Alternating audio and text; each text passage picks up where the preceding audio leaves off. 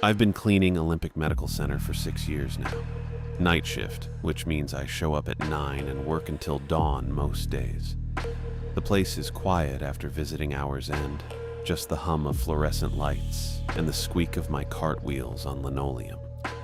I know every hallway, every supply closet, every weird stain that won't come out no matter what I try. Port Angeles shuts down at midnight. I mean really shuts down. Not in the normal way where bars close and people go home. It's different. At exactly 12:07 every night, the whole town goes dark and still for 12 minutes. Engines cut out, lights die, everything stops. Most people treat it like weather, just part of living here. They plan around it. Get home before midnight or wait it out wherever you are. Don't talk about it much. I've heard maybe 3 real conversations about the shutdown in all my time here, and 2 of those were people arguing about whether it started at 12:06 or 12:07. It's 12:07, I'm sure. The hospital doesn't stop, obviously. Can't turn off ventilators or heart monitors because the town has its weird thing. But there are rules for staff. Jennifer Barnes made that clear my first week. Jennifer runs facilities management. She's the one who hired me, who checks my timesheets, who leaves notes when I miss a spot. 50-something, gray hair and a sharp bob, always wearing cardigans that look expensive. She doesn't smile much. Doesn't need to, I guess. First Monday I worked, she pulled me into her office around 8:30. The night shift was about to start. "You'll need to know about the shutdown," she said. No preamble, no checking if I already knew. Just stated it. I nodded. I'd lived here 3 years by then. I knew. Between 12:07 and 12:19 a.m., you stay in the basement, she said. Lower level past the laundry room. There's a break area with a couch and a coffee maker. You wait there. Okay. Not the first floor, not the upper floors, the basement. She looked at me hard, making sure it landed. If you're on your rounds, you watch the time. You get downstairs by 12:05 at the latest. What happens if I don't?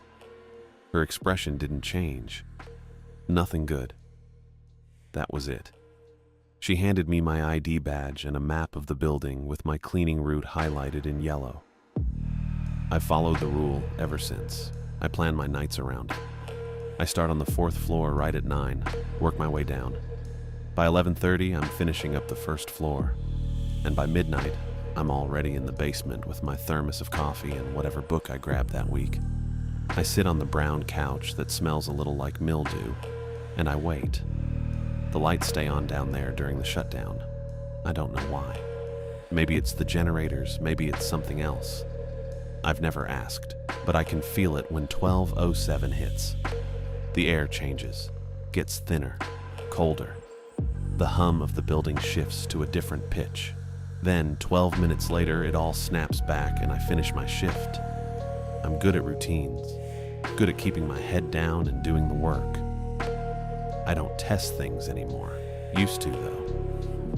I was 15, the first time I really felt the shutdown. I'd been living in Port Angeles for maybe 6 months, staying with my aunt after my mom died. She had a rental near downtown, one of those narrow 2-story places with aluminum siding and a carport that sagged on one side. Tommy Welch lived across the hall. Tommy was my age, skinny, always wearing beanies even in summer. He skateboarded everywhere, had that restless energy some kids get when they're bored and don't have anywhere to put it. We weren't close exactly, but we hung out. Played video games at his place, walked to the gas station for energy drinks, that kind of thing. One night in late September, we were out by the Little River Trail. There's a trailhead off Highway 101, just past the turnoff for the marina. During the day, it's fine. Families, joggers, people walking dogs. At night, it's different. Darker. The trees crowd in close, and the river sounds louder than it should. We'd gone out there because Tommy said he wanted to check out the old logging road that split off halfway through. I don't know why I went with him. Probably because I didn't have anything better to do. We didn't bring flashlights.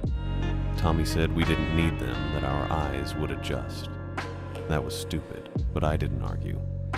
We walked for maybe an hour, following the trail by moonlight and the faint glow from town behind us. The logging road was overgrown, just 2 tire ruts with weeds growing up the middle. We kicked at pine cones and talked about nothing. School, I think. A girl Tommy liked. I don't really remember. What I remember is checking my phone and seeing it was 11:58. We should head back, I said. Tommy shrugged. We've got time. Not much.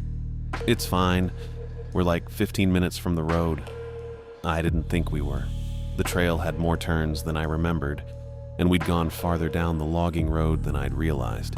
But Tommy was already walking, so I followed. By 12:03, we were still in the woods. The trail dumped us onto a gravel access road I didn't recognize.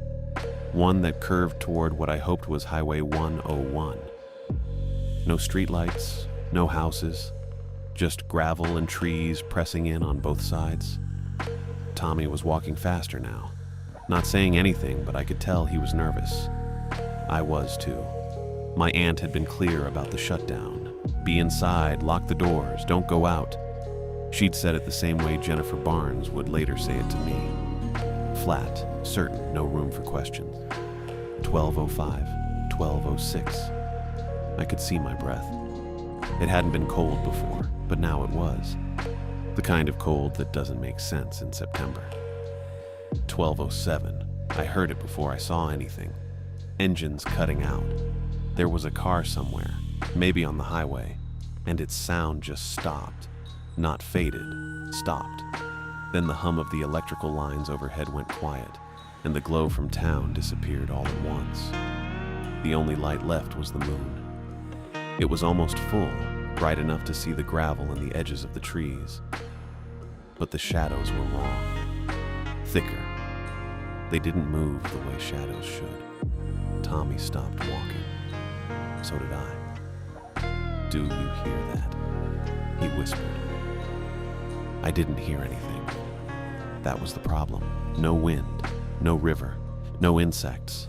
The whole night had gone thin, hollow, empty. Then something shifted between the trees to our left. I turned my head toward it, tried to, but I couldn't look straight at it.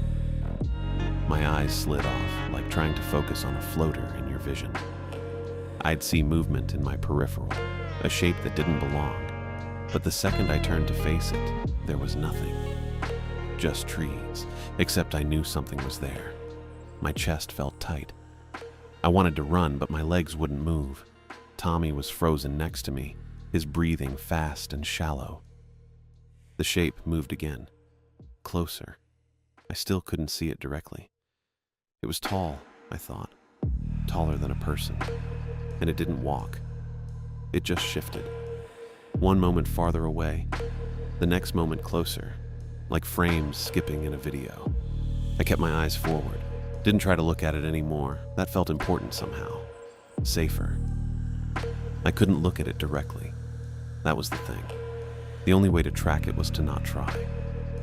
I kept my eyes forward, maybe a little to the right, and watched the edges of my vision. That's how you see dim stars, too.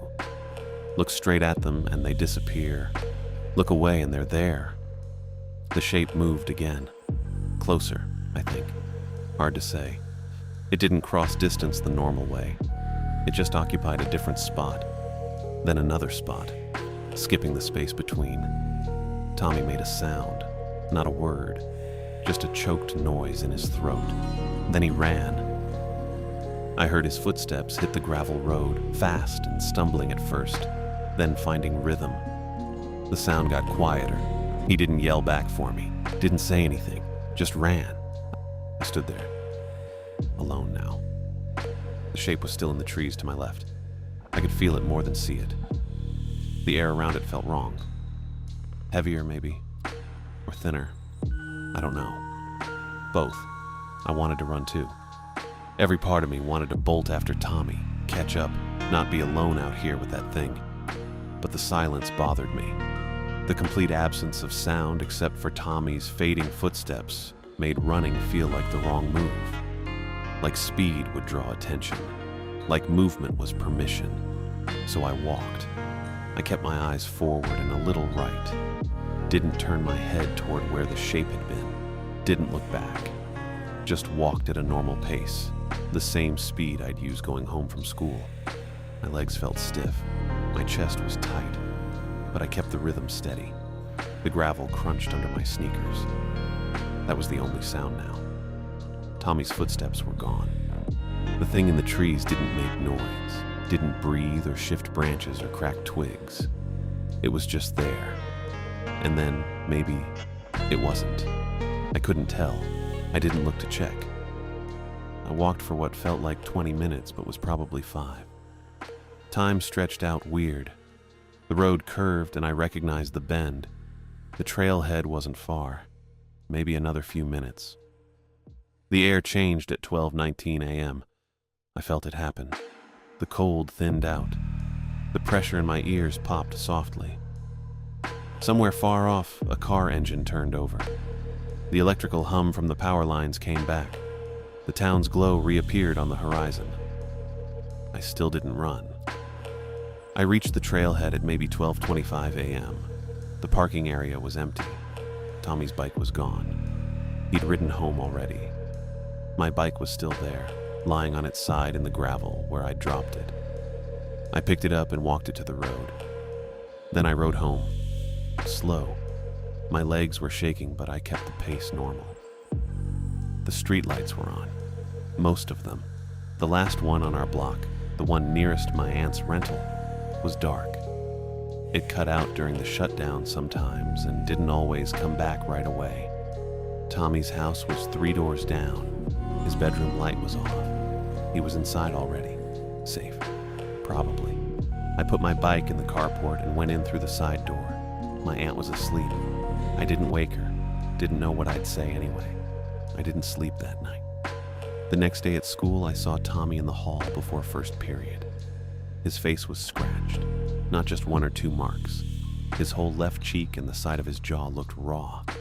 Red lines, some of them deep enough they'd scabbed over. A few were still weeping. He was at his locker. I walked up. "What happened?" I said. He didn't look at me. Kept digging through his locker, moving books around. "Nothing," he said. "Your face." I fell off my bike. The scratches didn't look like pavement rash. They looked thin, deliberate, too even. "When?" I said. "Last night, riding home. After the trail." He stopped moving. His hand was on a math textbook, but he didn't pull it out. "Yeah," he said. "You ran," I said. "I didn't see you fall." It was after, on the road. He still wasn't looking at me. "Tommy, I don't want to talk about it." "Did it?" I said, "I don't want to talk about it." His voice was louder. A couple people in the hall glanced over. Tommy grabbed his math book, slammed his locker, and walked away. I tried again at lunch. Tommy was sitting with some skater kids near the vending machines. I sat down across from him. "Hey," I said. He looked at me. His eyes were tired. He hadn't slept either, probably. "We should talk about what happened," I said. Kept my voice low. The other kids weren't paying attention, but I didn't want them to. "Nothing happened," Tommy said. "Something did. I fell off my bike. That's it. The thing in the woods." There was nothing in the woods. One of the other kids, a guy named Ethan, looked over. "What woods?" "Nowhere," Tommy said, fast. "He's talking about nothing." "Little river trail," I said. "Last night. We were out there during..." Tommy stood up. His chair scraped loud against the linoleum. "Shut up," he said. I blinked. Tommy didn't talk like that. Not to me. "I'm just saying we should..." I said, "Shut up." He left, grabbed his backpack and walked out of the cafeteria. Ethan and the other kids stared at me. "What's his problem?" Ethan said. I didn't answer. I tried one more time. After school. I caught Tommy in the parking lot before he could get on his bus. "I'm not letting this go," I said. You need to, Tommy said. Why?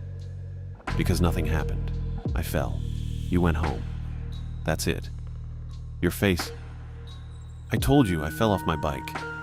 A teacher walked past, Mrs. Halford, the English teacher. She glanced at Tommy's face, then at me, then kept walking. Didn't ask if he was okay. Didn't stop. That felt wrong. Did you tell anyone? I said. About the thing we saw. We didn't see anything. Tommy. Stop. His voice cracked. He looked scared, not angry. Scared. Just stop talking about it, he said. Please. The bus pulled up. Tommy got on. I stood there and watched it leave. That night, my aunt asked if I'd heard about Tommy Welch. We were eating dinner. Spaghetti from a box. She worked at the front desk of a hotel downtown, and she heard most of the town gossip. What about him? I said. He had an accident last night, she said. Fell off his bike pretty bad. Yeah, I saw. His mom said he's fine, just some scrapes. I pushed noodles around on my plate. Where'd he fall? I said. I don't know. Riding home, I think. From where? She looked at me. Why? Just wondering. Were you with him? No, I said. I don't know why I lied. It just came out. Good, she said. You know the rules. You don't go out during the shutdown. I know. She went back to eating. Didn't ask anything else. I brought it up once more. A week later, in history class. We had a project on local culture, and I figured maybe I could work the shutdown into it. Ask some questions, get some answers that made sense. I raised my hand and asked Mr. Pittman if anyone knew why the shutdown happened. The room went quiet. Not the normal kind of quiet. The kind where everyone stops breathing. Mr. Pittman looked at me for a long moment. That's not part of the curriculum, he said. I know, but it happens every night. I thought maybe.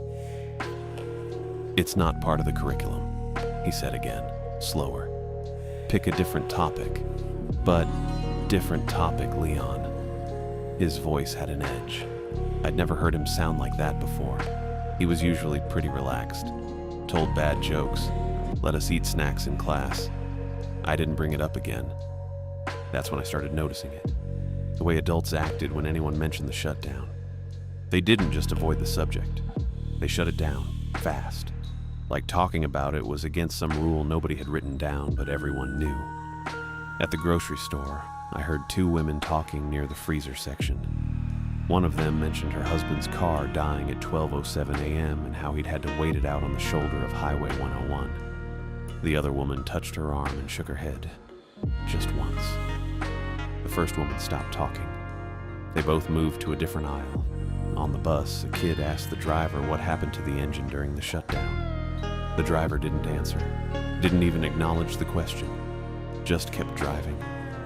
At the library, I tried looking it up.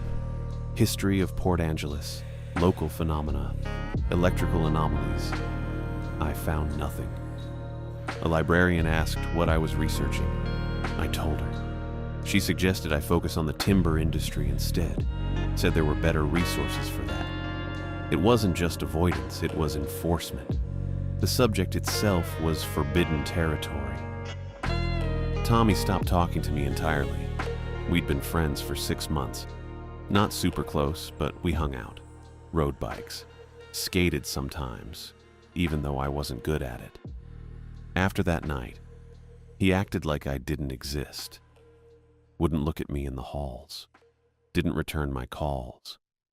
His mom told my aunt he was busy with other friends. The scratches on his face healed. Took about 2 weeks. Left faint scars along his jaw. Nobody asked about them. I graduated high school at 18, worked a few part-time jobs, grocery bagger, dishwasher at a diner off First Street. Nothing serious. My aunt said I should go to community college, but I didn't see the point. I was tired most of the time. Didn't sleep well. Hadn't since that night on the trail. When I was 22, the hospital posted a job opening. Night shift custodian. Full time. Benefits. The pay was okay. Not great, but okay. I applied because it paid. That's what I told myself. That's what I told my aunt. Really, I applied because night shift exhaustion doesn't raise questions. People expect you to look tired, expect you to be quiet and keep to yourself. Nobody wonders why you don't sleep right or why you flinch when the lights flicker. I got the job. Jennifer Barnes hired me. She ran facilities management, and she was the one who told me about the shutdown rule on my first day. Stay in the basement between 12:07 and 12:19 a.m. Don't be anywhere else. I asked what happens if I didn't follow the rule. She said, nothing good. I didn't push. I'd learned by then that pushing didn't work. Tommy moved away the year I turned 24. I heard about it from a guy I used to go to school with. Ran into him at a gas station. He mentioned Tommy had left town. Didn't say where. Didn't know why. I tried looking Tommy up online. Social media. Nothing. No profiles, no photos, no trace. I asked my aunt if she'd heard anything. She said the Welch family had moved a couple years back. Couldn't remember where. Didn't think it mattered. I asked a few other people. Nobody seemed to remember Tommy clearly. They'd say his name sounded familiar maybe, but they couldn't place him. One guy I showed a yearbook photo to said he didn't recognize him at all. We'd all had classes together. It felt like the town had erased him, not on purpose, not with effort. Just let him fade out until he'd never been there at all. I didn't have anyone to talk to about that night. Nobody who'd been there. Nobody who'd believe me. I carried it alone. A private burden. A thing I didn't talk about because talking about it broke the unspoken rule and got you shut down or forgotten. I kept working night shift, followed Jennifer's rule, stayed in the basement during the shutdown, felt the air change at 12:07 a.m. and waited for it to pass. Then I met Barbara Burke. She was an ER nurse. Worked late shifts, sometimes past midnight. I'd see her in the halls when I was cleaning. She'd nod. I'd nod back. We didn't talk much at first. One night I was cleaning the third-floor hallway near the reinforced doors, the ones that led to the old surgical wing. They were heavy, steel core, deadbolts on the outside. I'd always wondered why you'd bolt a door from the hallway side. Seemed backwards. Barbara walked past, heading toward the elevators. She stopped, looked at the doors, looked at me. "You know why those are reinforced?" she said. I shook my head. "Same reason you stay in the basement," she said.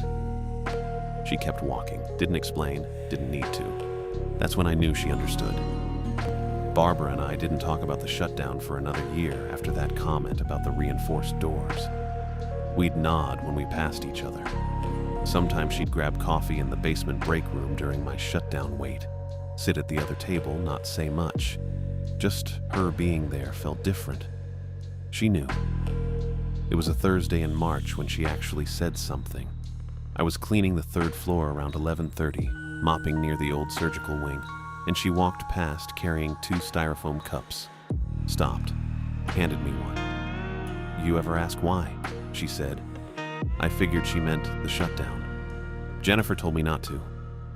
That's not what I asked. I took the coffee. It was still hot. "Yeah," I asked. Nobody wanted to talk about it. She leaned against the wall, not like she was tired, just like she had time and was using it. My dad worked at the mill, back when it was still running. He told me once that some things don't need explaining because explaining makes people think they can change them. I waited. "The shutdown's old," she said. "Older than the hospital. Older than most of the buildings downtown. There was an agreement." "With who?" "Not who. What?" She looked at the reinforced doors. "Something lives here, in the area. Has for a long time. The shutdown's part of keeping it on a path, predictable, so it doesn't wander." I wanted to ask what wandered, but the way she said it made it clear she wasn't going to specify. "And if it wanders, then people go missing." She said it flat, clinical. My dad said the agreement was made back in the 1800s. Timber companies, native families, town council. Nobody writes it down. Nobody breaks it. You stay inside. You follow the rules. It moves through and keeps going. What happens if you don't stay inside? She looked at me for a long moment. Her eyes were calm, but there was something under it. Sympathy, maybe. You already know that part. I thought about Tommy's face. The scratches. Yeah. She finished her coffee, crushed the cup in one hand. The basement rule isn't Jennifer being controlling. It's the safest spot in the building. Generators keep the lights on, and it doesn't come down that far. Stays on the upper floors if it comes in at all. It comes into the hospital, sometimes. She dropped the cup in my trash bag. Not often, but sometimes. That was it. She walked back toward the elevator and I kept mopping. I didn't ask for proof, didn't need to. What she said matched what I'd already seen. After that, we talked more. Not a lot, just enough. She'd mentioned things in passing, her dad's stories, patterns she'd noticed. I told her about Tommy eventually. She didn't act surprised. Isaac Guerrero and I went to the same high school, but didn't really talk much back then. He was a year ahead of me, played baseball, seemed like he had his life figured out. I ran into him at a gas station when I was 25. He was in uniform, Port Angeles PD. We did the whole, "Hey, how have you been" thing, and I mentioned I worked nights at the hospital. "That's rough," he said. Didn't mean the hours, meant the shutdown. I asked if he wanted to grab food sometime. He said yeah. We met at the diner off 1st Street on a Sunday afternoon. I was off shift, he was off duty. We ordered burgers and didn't talk about much at first. Work, the town, how the Mariners were doing. Then I asked him if he'd ever worked a case tied to the shutdown. He stopped chewing, swallowed, took a drink of water. Why? Just wondering. He looked at me for a second, then put his burger down. Yeah, I've worked a few. What happens? They stall. He said it careful, cop, neutral. Every time. Someone goes missing during the 12 minutes, we file the report, we follow up, and the case just stops moving forward. Witnesses don't remember details. Evidence doesn't lead anywhere. Paperwork gets misfiled or sits on a desk until nobody's looking at it anymore. You think that's on purpose? I think the cases don't want to exist. He picked up a fry, didn't eat it. I had one last year. Guy didn't make it inside before 12:07. His wife called it in at 12:30. We found his car on Lauritsen Boulevard, driver's door open, engine cold. No blood, no signs of struggle, just gone. What did the report say? Voluntary missing person. Last I checked, the file's still open, but nobody's assigned to it. He ate the fry, finally. His wife moved to Seattle 2 months later. I don't think she even remembers calling us. I didn't say anything. I've seen 4 cases like that, Isaac said. Maybe 5. They all go the same way. It's not that we don't investigate. It's that the investigation stops mattering, like the town forgets on purpose. You ever try to push one through? Once. He looked tired. My sergeant told me to focus on cases that had a chance. That was it. I didn't push after that. We kept meeting up after that. Not often. Once a month, maybe. He'd tell me things he noticed. I'd tell him what Barbara said. We didn't call it investigating. It was just 2 people talking about something nobody else wanted to acknowledge. The storm hit on a Tuesday in November. Not a big one. Just enough wind and rain to make the power flicker around 11:45. I was on the 2nd floor finishing the east hallway when the lights cut out completely. Emergency backup kicked in after 3 seconds. The exit signs stayed lit, but half the overhead fixtures stayed dark. I heard Jennifer's voice from the stairwell before I saw her. "Leon." I turned. She was coming up fast, flashlight in one hand, phone in the other. She looked annoyed, not worried, just annoyed. "Generator's not engaging," she said. "Maintenance can't get here until 1. I need you to go reset it manually." I checked my phone. 11:58. Now? Yes, now. She handed me the flashlight. It's in the shed behind the loading dock. There's a red switch on the left panel. Flip it down, wait 5 seconds, flip it back up. Simple. It's almost 12. I'm aware. She was already turning back toward the stairs. It'll take you 2 minutes. You'll be back inside by 12:05. Plenty of time. I wanted to say no. Wanted to tell her to wait until after 12:19. But she was already halfway down the stairs, and I'd never said no to Jennifer in 6 years. I went down to the first floor, cut through the storage corridor to the loading dock. The exterior door was heavy, metal, the kind that slammed shut on its own. I pushed it open and stepped outside at exactly 12:05. The air hit me first, cold, wet. The rain had stopped, but everything was dripping. The loading dock lights were out, but the street lights down the block were still on, enough to see by. I looked at the neighborhood past the parking lot. Curtains closed on every house, porches dark, streets empty. It was a Tuesday night, not even that late, but the whole area looked abandoned. People knew. They were already inside. The generator shed was maybe 40 feet from the dock. Small metal building, painted gray, no windows. I could see it in the streetlight glow. I started walking. Told myself the rule was superstition. Barbara's dad's stories were just stories. The shutdown was some kind of electromagnetic thing, maybe military, maybe natural, but it wasn't something that hunted. My phone said 12:06. I walked faster. The shed door had a simple latch, no lock. I grabbed the handle and pulled. It stuck. I yanked harder. The metal groaned but didn't budge. Rust maybe. Or the frame was warped from the weather.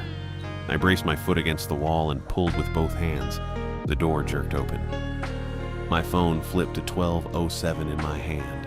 Everything went dark in the same instant. Not gradual, not a fade, just gone. The streetlights died. The exit sign above the loading dock door cut out. Even the glow from downtown disappeared like someone had thrown a sheet over the whole city. The only light left was the moon. Thin, partial, not enough. I heard it then. From inside the loading dock. Metal pounding, fast, rhythmic. 3 beats, pause, 3 beats. Barbara. She was signaling me to run. I ran. The loading dock was maybe 50 yards from where I stood. Probably less. I'd walked that route 100 times carrying trash bags and pushing supply carts. I knew the distance. But when I started moving, the pavement stretched ahead of me wrong. The dock didn't get closer. The shed stayed small and far away. My legs pumped and my sneakers hit concrete, but the distance refused to shrink. I've never been a fast runner. Even in high school, I couldn't finish a mile without my lungs burning. But I wasn't slow either. 50 yards should have taken me maybe 10 seconds if I pushed hard. I ran for what felt like 30, and the dock was still ahead of me. The air was wrong, thinner. My chest pulled at nothing, and I couldn't get enough oxygen. The cold pressed down on my shoulders and the back of my neck. I kept my eyes forward, didn't look left or right, just focused on the shed's outline against the dark. Then something moved across the service road, low, fast. It cut between the dumpsters and the chain-link fence near the employee lot. I didn't see it clearly. Couldn't. My eyes tried to track it, but slid off the shape the same way they had in the woods 13 years ago. My body locked up mid-stride, not frozen exactly. I could still move, but something clamped down inside my chest and stomach. A need I didn't recognize. Not hunger, not fear. Something worse. It felt like wanting something I'd never wanted before and couldn't name. I forced myself to keep running. My legs felt heavy. The air tasted metallic. I tried to look at the thing directly, tried to focus on where it had crossed. Nothing. Just the dumpsters and fence and empty pavement. But in my peripheral vision, it was there, shifting. Closer than it had been. My breath came fast and shallow. Behind me, metal rattled. The generator shed. I heard the door shake on its hinges, then a mechanical click, a deeper hum than the emergency lights. The kind of sound you feel in your ribs before you hear it. The generator started itself. For maybe 2 seconds, I thought the noise had scared it off. The hum cut through the silence and the air changed, got a little warmer, a little less empty. Then the hum shifted. It matched my breathing. I was pulling air in short gasps, and the generator's rhythm synced to it. In, out, in, out. The mechanical pulse followed my lungs exactly. When I held my breath for a second, the hum paused. When I exhaled, it dropped in pitch. I realized it wasn't the generator making that sound anymore. It was listening. Not to the noise around me, through me. Using the air I pulled in as a channel. I could feel it now. Not just in my peripheral vision, but inside my chest. In the space between breaths. It was paying attention to me in a way nothing ever had before. I stopped running. My legs wouldn't move. My hands were shaking. The need in my chest got stronger. It felt like I was supposed to turn around. Like I was supposed to look at it directly this time. I didn't. I kept my eyes on the dock, on the shed, on anything solid and real. The hum kept going, matching my breathing, matching my heartbeat now too. I could feel it in my teeth. Then at exactly 12:19, the air popped. The pressure in my ears released. The hum from the real generator kicked in. Overhead, lights flickered once and came back on full. The service road looked normal, empty, just pavement and dumpsters and the chain link fence. I stood there for maybe a minute, maybe longer. My legs felt like water. The generator shed door hung open. I walked over on shaky legs and looked inside. The red switch on the left panel was flipped up. Running position. I hadn't touched it. I closed the door and walked back inside. Barbara was in the second-floor hallway when I came up the stairs. She looked different. Not hurt, not scared, just older. Her face had the kind of tired you don't get back with sleep. The lines around her eyes were deeper. Her shoulders sagged in a way they hadn't an hour ago. She glanced at me. Didn't ask if I was okay. Didn't ask what happened. "Lights are back," she said. "Yeah." She nodded once and turned toward the nurse's station. Her steps were slower than usual, careful. She moved the way people do after car accidents, like their body didn't quite trust itself anymore. I wanted to ask if she'd felt it. If the 12 minutes had done something to her too. I didn't. I went back to the supply closet and got the mop I'd abandoned. My hands were still shaking. I finished the second floor. Didn't see Barbara again before my shift ended at 6. Isaac texted me at 5:43. "You off soon?" "Yeah, 6. Diner on First. Barbara's coming." He'd misspelled her name, but I knew who he meant. I didn't ask why, didn't ask how he knew to text me right then. I clocked out at 6:02 and drove to the diner in my old Civic. The engine sputtered twice before catching. The sky was that pale gray it gets before real dawn. Streets were empty except for a garbage truck on Lauritsen. The diner was the same one I'd worked at when I was 18. They still played 80s rock. Bon Jovi was on when I walked in. Barbara sat in a booth near the back. Isaac was across from her. They both had coffee already. I slid in next to Barbara. She didn't look at me. A waitress I didn't recognize brought me a cup without asking. "You okay?" Isaac asked. "Yeah." He didn't look convinced, but he didn't push. Barbara wrapped both hands around her mug. Her knuckles were pale. She stared at the table. "It came inside tonight," she said. Quiet, flat. Isaac looked at me. I nodded. "You saw it?" he asked. "No, felt it. Same as the woods." Barbara finally looked up. Her eyes were red, not like she'd been crying, like she hadn't blinked enough. "It's getting bolder," she said. Isaac leaned back against the vinyl booth. He was still in his uniform, probably hadn't gone home yet. I pulled some old files, he said. Went back further than I usually do. Found something from 1976, a ferry accident. He pulled out his phone and scrolled through something. Didn't show us the screen. The Port Angeles ferry to Victoria, he continued. It was called the Straight Runner. Left the dock at 11:45 one night in October. Never made it across. Barbara's hands tightened on her mug. Coast Guard found it 3 days later, Isaac said. Floating near Edda's Hook. Engine was fine. Hull was intact. No damage.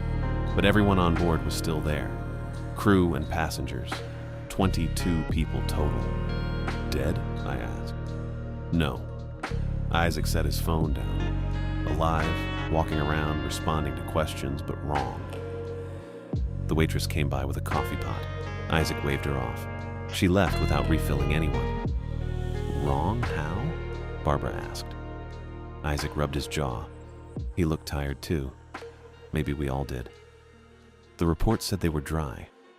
Not dehydrated. Dry. Like something had pulled all the moisture out of them but left them moving. Their eyes didn't blink right. They answered questions, but their voices sounded hollow. Empty. I thought about the shape in the service road, the way it had listened through me. What happened to them? I asked. They were taken to the hospital, Olympic Medical, same one you work at now. Isaac picked up his coffee but didn't drink. Most of them died within a week. The ones who didn't, the report stopped mentioning them after 2 weeks. No discharge paperwork, no death certificates. They just stop appearing in the records. Barbara closed her eyes. The shutdown started the week after the ferry was found, Isaac said. City Council held an emergency meeting. Closed session. No minutes recorded. But starting that next Monday, everything in town began stopping at 12:07. Every night. Exactly 12 minutes. An agreement, Barbara said. Not a question. Yeah. Isaac finally drank his coffee. That's what I think. Something was already here. Had been for a long time. But the ferry went out during the wrong 12 minutes. Crossed into something it shouldn't have. And after that, the town made it official. Gave it a schedule, a path. Kept it predictable so it wouldn't wander. I stared at my untouched coffee. The surface was still. No steam rising anymore. My father said the same thing, Barbara said. That it was older than the town, older than the timber mills. The native families knew about it, avoided certain areas at certain times. But when the town grew, when people started building and staying up late and driving through at all hours, it got harder to avoid. So they gave it the midnight hour, I said. 12 minutes of it, Isaac corrected. 12:07 to 12:19, every night. The town shuts down, stays inside, lets it move through. And most nights it does, moves through and keeps going and nobody gets hurt. Most nights, I repeated. Barbara opened her eyes. It's changing. I've felt it for the past year. It's not just moving through anymore. It's learning the routes, learning the buildings, learning us. I thought about the hum matching my breathing, the way it had synced to my heartbeat. It used me, I said. Tonight, it listened through me. I could feel it. Isaac leaned forward. What do you mean? I told them. The generator starting itself. The hum changing. The way it had followed my breathing like it was tuning into a frequency. Barbara's face went paler. It's adapting, she said quietly. Finding new ways in. Nobody spoke for a minute. The diner's cook clattered something in the kitchen. Bon Jovi faded out and Bryan Adams started. We can't keep following the same pattern, I said. They both looked at me. If it's learning the schedule, learning where we hide and when, then staying in the basement doesn't keep me safe anymore. It just makes me predictable. What are you suggesting? Isaac asked. His cop voice. Careful. I didn't know yet. Not exactly. But something had shifted tonight. The thing in the dark wasn't just passing through anymore. It was paying attention. And the more we followed the same routine, the more we gave it time to figure us out. We have to disrupt it, I said. Change the pattern. Do something it doesn't expect. Barbara shook her head slowly. That's dangerous. Staying predictable is dangerous, I said. It found me tonight even though I followed the rules, even though I was outside trying to fix the generator like I was supposed to. The rules don't protect us anymore. Isaac drummed his fingers on the table, thinking. He's right, he said finally. If it's adapting, if it's learning, then we're just giving it more data, more chances to figure out how we work. Barbara didn't respond. She stared at her coffee. Her hands had stopped shaking, but her face still carried that hollowed-out exhaustion. I don't know what disrupting it looks like, I admitted. But I know we can't keep doing the same thing and hope it loses interest. It's not losing interest. It's getting better at finding us. The waitress came back, asked if we wanted food. We all said no. She left the check and walked away. Isaac picked it up, pulled out his wallet. We'll figure something out, he said. But carefully. We don't know what happens if we push too hard. I thought about Tommy's scratches. The survivors from the ferry. The cases Isaac had worked where people just disappeared and the town forgot them. We knew exactly what happened if we pushed too hard. But I also knew what happened if we didn't push at all. Barbara handed me the radio 2 days after the diner. I was on my break, sitting in the basement at the usual table, drinking bad coffee from the machine that always smelled a little like burnt plastic. She walked in carrying a green canvas bag and sat down across from me without asking. This was my dad's, she said. She pulled out a no AA weather radio, the kind you see in camping sections or emergency kits. Boxy olive drab plastic with a telescoping antenna and a dial on the front. It looked old, not broken old, just used for years old. It still works? I asked. Yeah? She set it on the table between us. He kept it in his truck when he worked nights at the mill. Said it helped him keep track. I picked it up, heavier than I expected. The antenna was loose in its socket like it had been pulled out and pushed back in 100 times. Keep track of what? Barbara looked at me with that steady nurse expression. The one that says she's not going to explain more than necessary because I should be able to figure it out. The shutdown, she said. It clicks right before 12:07, every time. I turned the radio over in my hands. There was a sticker on the back, half peeled, that said Burke in faded Sharpie. How long before? Minute maybe, sometimes less. She pushed it toward me. You should have it. Barbara, I'm serious. Her voice dropped, quieter. After what happened with the generator, you need something that'll give you warning. Even just a few seconds. I didn't argue. I took the radio. That night I kept it in my cart next to the cleaning supplies. At 12:06 I was in the basement sitting at the table, staring at the radio on the metal surface in front of me. The second hand on the wall clock ticked forward. 58 seconds, 59. At 12:07 the radio clicked, sharp, metallic, like something inside the circuit snapping into place. 2 seconds later the air changed and the shutdown started. I picked up the radio and held it close to my ear. Static underneath, low and steady. But the click had been clear. Unmistakable. Barbara's dad had been right. Isaac called me 3 days later. I was at home, trying to sleep, not really succeeding. My phone buzzed on the nightstand and I picked it up without checking the screen. You awake? Isaac asked. Kind of. I got an idea. He paused. It's probably stupid. I sat up, rubbing my face. What kind of idea? The hospital has a helipad, 6th floor. Floodlights for night landings. I waited. What if we turn them on? Isaac said. During the shutdown, pointed at the service road. I didn't say anything for a few seconds. My brain was still half asleep and trying to catch up. You think light'll do something? I think we can't see it because it doesn't want to be seen, Isaac said. But if we hit it with enough light, real light, not just street lamps, maybe we force an outline, make it solid, break the advantage. I thought about the shape in the woods, the way my eyes slid off it, the way it moved without moving, closer and then farther, like frames skipping. You really think that'll work? No idea, Isaac said. But I can get roof access. I checked the schedule. Helipad's not in use this week. I stood up and walked to the window. My apartment faced the back lot, empty except for a dumpster and my Civic. When? I asked. Tomorrow night, meet me at 11:30. Employee entrance. Barbara know about this? Not yet. Isaac's voice was careful. You think she should?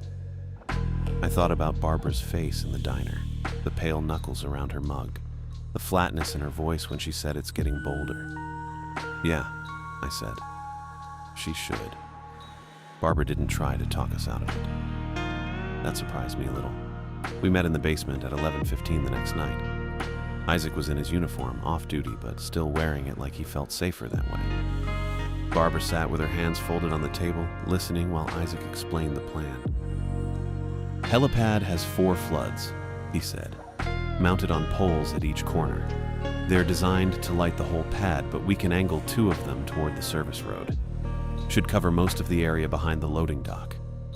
And if it works? Barbara asked. Isaac looked at me, then back at her. Then we see it. Actually see it. And maybe that's enough. Enough for what? He didn't answer right away. I figured he didn't really know. None of us did. Enough to prove it's real, I said. Enough to know what we're dealing with. Barbara nodded slowly. She reached into her jacket pocket and pulled out a small mag light, the kind that runs on 2 AA batteries, and set it on the table next to the No AA radio. Take this too, she said, just in case. Isaac picked it up, tested the switch. The beam was bright and focused. Thanks. Don't stay up there longer than you have to, Barbara said. She looked at me. And don't try to look at it directly, even if the light works. I won't. She didn't look convinced, but she didn't push it. We took the service stairs to the 6th floor at 11:45. Isaac had a key card that opened the roof access door, the kind facilities and security carry. The door was heavy, steel core with a push bar on the inside and a sign that said, "Authorized personnel only." Rooftop helipad. Isaac pushed it open and cold air hit us immediately. The helipad sat in the center of the roof, a big white circle with a yellow H painted in the middle. The floodlights were mounted on metal poles maybe 12 feet high, one at each corner of the pad. Thick power cables ran down the poles into junction boxes bolted to the roof surface. They on a switch? I asked. Yeah, over here. Isaac walked to the northwest corner where a gray electrical box was mounted on the exterior wall near the door. He flipped it open. Inside were 4 toggle switches labeled NW, NE, SW, SE. We want northwest and southwest. Those face the service road. I walked to the edge of the roof and looked down. 6 floors. The service road ran along the back of the building, the loading dock directly below and to the right. The generator shed past that. Street lamps along the employee lot were still on, throwing weak yellow light across the pavement. Isaac came up beside me. You good? Yeah. He checked his watch. 11:53. We got time, he said. I pulled the No-A radio out of my jacket pocket and turned it on. Static hissed softly. Isaac looked at it, then at me. Barbara's dad's? He asked. Yeah. He nodded, didn't ask anything else. We waited. The wind picked up a little, cold enough that I shoved my hands in my pockets. My breath came out in clouds. Isaac stood next to me, hands on the roof ledge, staring down at the service road like he was memorizing it. At 11:58, he pulled out his phone and set a timer. At 12:04, he walked back to the electrical box and put his hand on the first switch. At 12:06, the NOAA radio clicked. Sharp and clean, same as before. Isaac looked at me. I nodded. He held up his hand. 5 fingers. 4, 3, 2, 1. At exactly 12:07, the town went dark. Every street lamp, every window. The glow on the horizon from downtown, gone. The only light left was the moon, half full and pale, and the faint green glow from the exit sign inside the stairwell door. Isaac flipped both switches. The floodlights kicked on with a hard metallic clunk, and the service road exploded into light. Bright, harsh.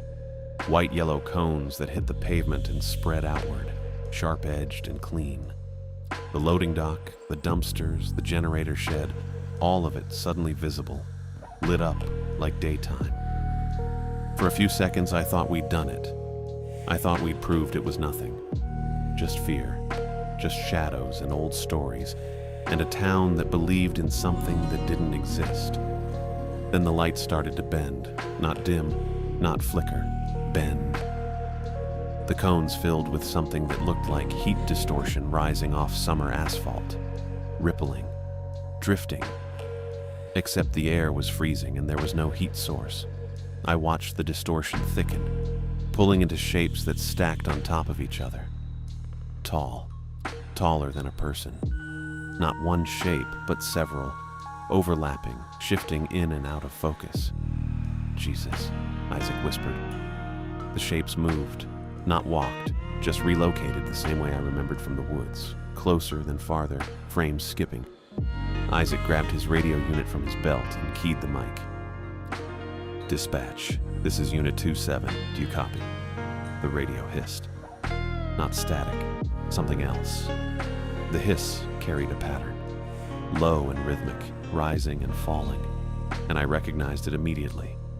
The same pattern the generator made, the same one that synced to my breathing. Hungry.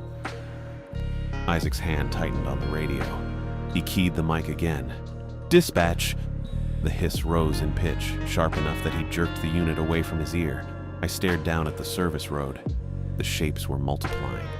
4, 5, more. The floodlights didn't make them solid. They just filled the light, spreading through it, using it.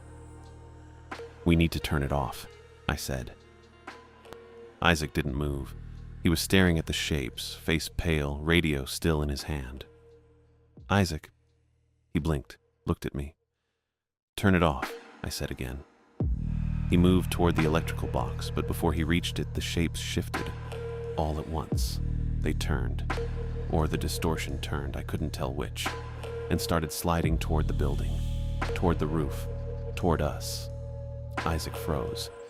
I felt my legs lock up the same way they had in the woods, the same way they had outside the generator shed. The NOAA radio in my hand clicked again, sharp, sudden. The shapes recoiled. Not much, just a flicker, a hesitation. But I saw it. I looked down at the radio. The antenna was still loose in its socket, wobbling slightly in the wind. I grabbed it and yanked. It came free with a metallic scrape, 8 inches of telescoping steel. The shapes were closer now, maybe 20 feet from the building. Moving faster. I didn't think, I just moved. I ran to the roof ledge, leaned over and scraped the antenna hard against the metal railing. The sound was sharp and ugly. A rapid metallic screech. Click, click, click, click, fast and chaotic. The shapes stopped. They didn't retreat, just stopped.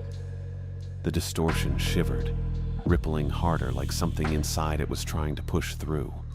I scraped the antenna again, faster, dragging it along the railing in short, jagged bursts. Click, click, click, click, click. The shapes pulled back. Not far, just a few feet. But it was enough. Turn off the lights, I said. My voice didn't sound like mine. Now. Isaac ran to the box and flipped both switches down. The floodlights died. Darkness swallowed the service road. I kept scraping the antenna against the railing, counting seconds in my head. waiting for 12:19, waiting for it to end. I scraped the antenna against the railing. Fast, short bursts. The sound cut through the cold, sharp metallic clicks that made my teeth hurt. The shapes pulled back, not far. Maybe 5 feet. The distortion shivered and bent but didn't disappear. Isaac was at the electrical box. I could hear him breathing hard. "Get Barbara inside," I said. Didn't yell, just said it. Isaac didn't move right away. I scraped the antenna again. 3 quick clicks. The shapes hesitated. "Now," I said. Isaac ran to Barbara. She was standing near the roof access door, both hands pressed flat against the wall beside it. Isaac grabbed her arm.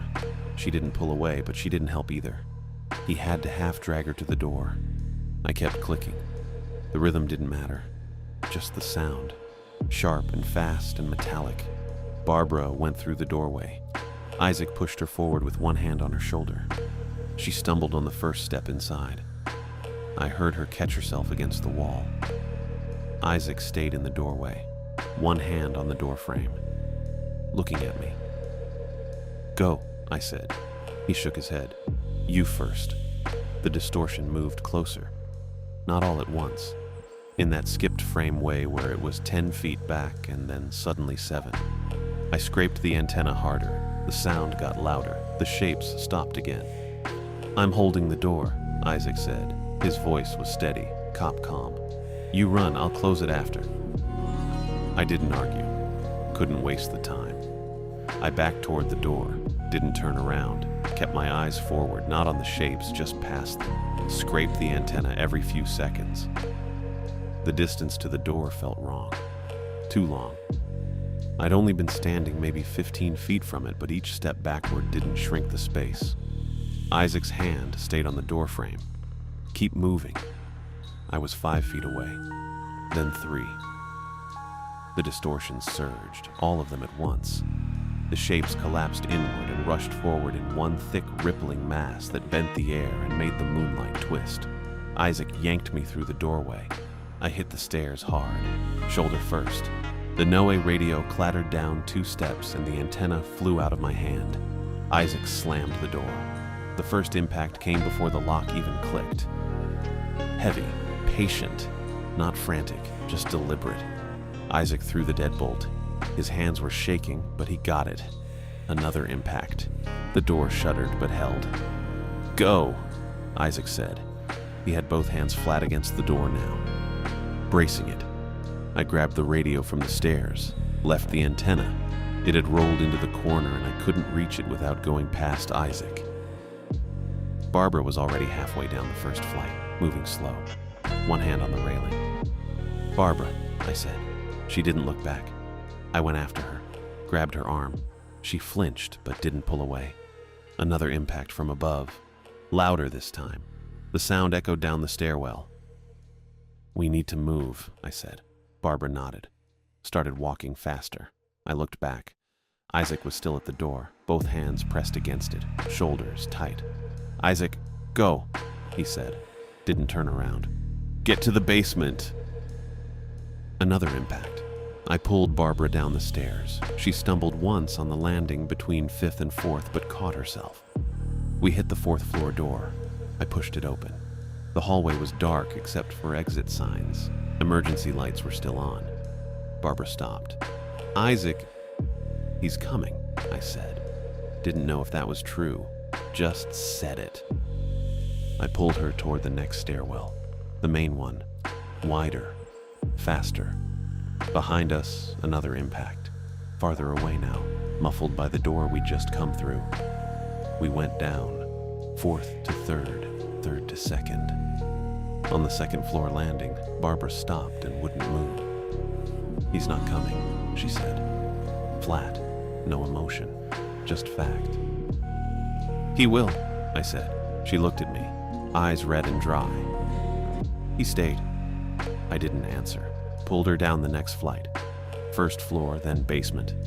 The basement stairwell door was heavier than the others. Steel core. I had to pull hard to get it open. The hallway on the other side was the laundry corridor. Long and narrow, windowless, fluorescent lights buzzing overhead. The air was hot and thick with bleach and fabric softener. Dryers were still running. The sound was loud and steady. I pulled Barbara inside and let the door close behind us. The impact stopped. We stood there, Barbara leaning against the wall, me holding the No AA radio with both hands. The dryers kept turning. The air stayed hot and chemical thick. I checked my phone. 12:14, 5 minutes left. Barbara slid down the wall until she was sitting on the floor, knees up, head back against the tile. I sat next to her. The floor was warm, vibrating slightly from the dryers. "He stayed," Barbara said again, not to me, just saying it. I didn't answer. At 12:19, the air changed. The pressure popped. The fluorescent lights flickered once and came back stronger. Barbara pulled out her phone, hands shaking. She called Isaac. It rang. I could hear it through her phone. 5 times, then voicemail. She tried again. Same thing. She put the phone down, stared at the opposite wall. I tried calling him too. Got the same voicemail. Isaac's voice. Short and professional. "Leave a message." I didn't. We stayed in the laundry corridor until 12:45. Then we went upstairs. The roof access door was closed, locked from the inside. I used my key card. It didn't work. The light blinked red. Barbara tried hers. Same thing. We took the service stairs back down. Went through the main building to the front entrance. Jennifer was there, standing near the reception desk with her phone in one hand and a clipboard in the other. She saw us, and her face went tight. Not surprised, just annoyed. "You're both still here," she said. "Isaac Guerrero was on the roof," I said. "He's not answering." Jennifer's expression didn't change. "The roof access has been locked due to the storm. Nobody should have been up there. We need to check." "The police have been notified," Jennifer said. Clipped. Fast. "Officer Guerrero didn't report for his shift. They're looking into it." Barbara stepped forward. "We were with him. He was on the roof at midnight." Jennifer looked at Barbara, then at me, then back to her clipboard. "The roof cameras were down," she said. "Power surge during the outage. There's no record of anyone accessing that area tonight." "We were there," I said. Jennifer set the clipboard on the desk, folded her hands. "I'm sure you're both very tired," she said. "It's been a difficult shift. I suggest you go home and let the authorities handle this." Barbara's hands clenched into fists. "He's missing." "The police are investigating," Jennifer said. "If you have information, you should speak to them directly." She picked up the clipboard and walked toward the elevator. Didn't look back. Barbara tried calling Isaac again. Voicemail. We waited in the lobby until 6 a.m. Isaac didn't show. At 6:30, a different cop came by. Young, maybe 25. He asked if we'd seen Isaac Guerrero. We said yes. On the roof. During the storm. The cop wrote it down. Asked what time. We said midnight. He nodded. Asked if Isaac had mentioned where he was going after his shift. "He didn't finish his shift," Barbara said. "He's still on the roof." The cop looked confused. Said they'd already checked the roof.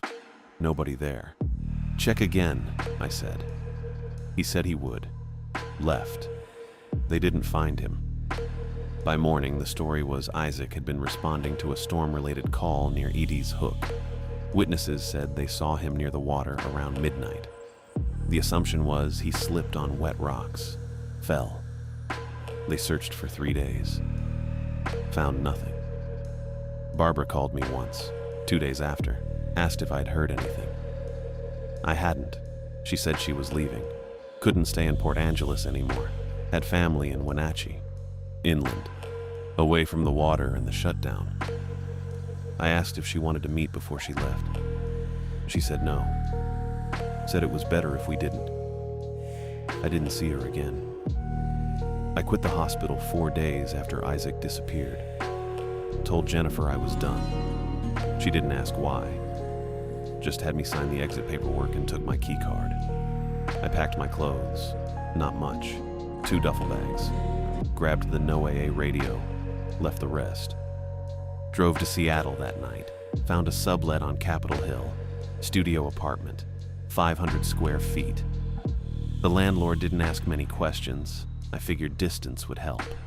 Seattle was 2 hours away. Different city, different grid, different everything. The shutdown was a Port Angeles thing. Local, contained. I was wrong. 3 months passed. I got a job washing dishes at a bar on Pike Street. Worked nights because that's what I knew. The sleep still wasn't great, but it was better than the hospital. I didn't think about the shutdown much. Didn't let myself. On a Tuesday in June, I was in my apartment. 12:05 a.m. Couldn't sleep.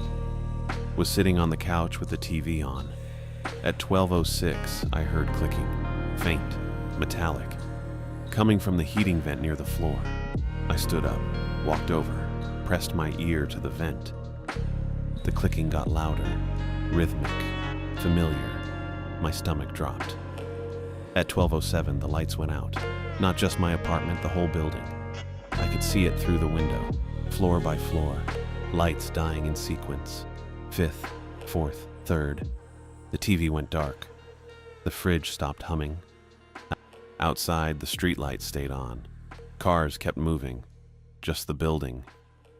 I grabbed my phone, checked the time. 12:07 exactly.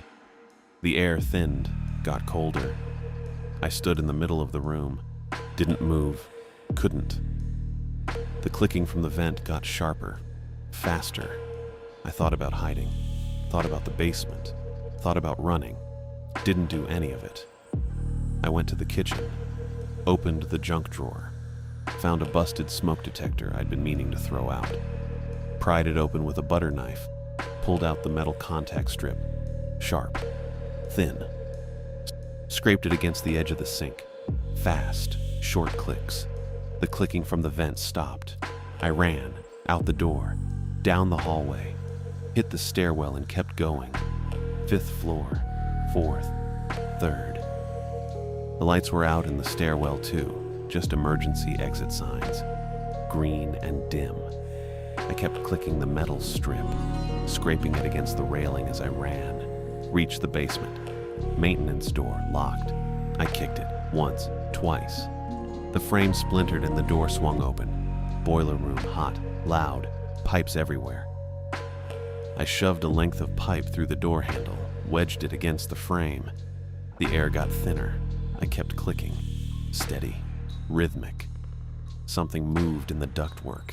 I could hear it. Not footsteps, just shifting, bending. Distortion started spilling through the seams where ducts met the wall. Thin at first, then thicker. The emergency generator kicked in somewhere above. I could hear it trying to bring the lights back. I found the electrical panel. Gray metal box mounted on the wall. Opened it. Rows of breakers and wires. A digital control screen in the center. I smashed it with the pipe. Once, twice. Sparks flew. The screen cracked and went dark. The generator noise stopped.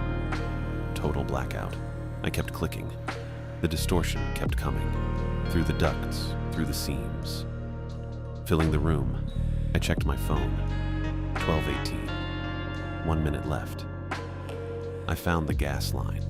Yellow tag hanging from the valve. Warning, natural gas. Cranked it open. Heard the hiss immediately. Smelled it. Sharp and chemical. The distortion thickened, started taking shape. I struck the pipe against the metal panel once. Hard. Sparks. The blast hit like a wall. Slammed me backward into the pipes. The door blew outward. Metal shrieked. Fire suppression system kicked in. Chemical foam dumped from the ceiling, white and thick, covered everything. The distortion stopped moving, stopped separating. Became one wavering patch. Pinned in the heat and suppressant. Couldn't move through it, just shook there, vibrating. Wrong. I kept my eyes forward, not on it, just past it. At 12:19, the lights came back on upstairs. I could hear them, the hum, the buzz, normal. The distortion pulled back, thinned, then disappeared. The foam kept falling, covered the floor, the pipes. Me. I sat there, back against the wall, breathing chemical air. Alarms started going off, fire alarms, loud and shrill, the whole building. I could hear people above, doors opening, voices, footsteps in the stairwell.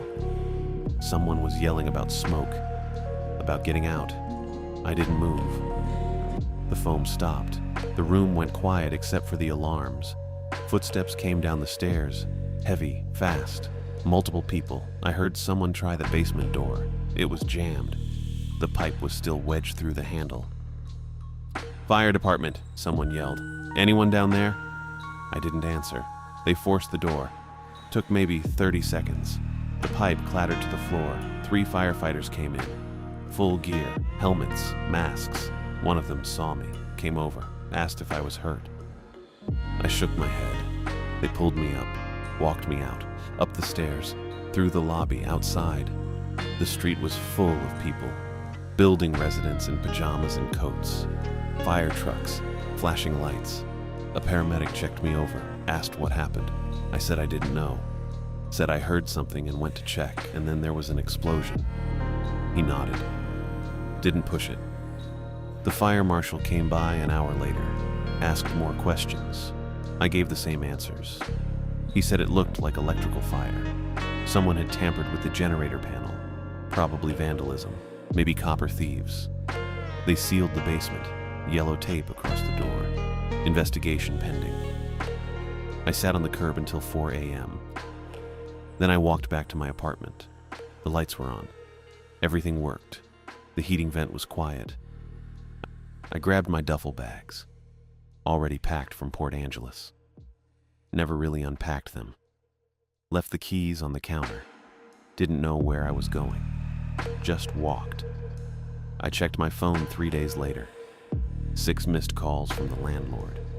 2 voicemails from Seattle PD asking about the fire. I deleted them. Isaac stayed missing. Port Angeles PD closed the case after 2 months. Presumed dead. Accidental drowning. Barbara stayed gone. I tried calling her once. Number disconnected. I kept moving. Tacoma, Olympia, Portland for a while. The shutdown didn't spread beyond that Capitol Hill building. I checked. Seattle kept running at midnight. Normal. Just that one building. That one night. I still have the No AA radio. Doesn't click anymore. Just static. Sometimes I see my name in my head. Leon Foster. Try to hold on to it. Make sure it's still solid. Most days it is. Some days it feels thin, like it's starting to slip. That's how it works, I think. You push back and it learns. You run and it follows. You try to stop it and it takes something. Isaac, Barbara, Tommy. Now me. Not gone. Not yet. Just harder to remember.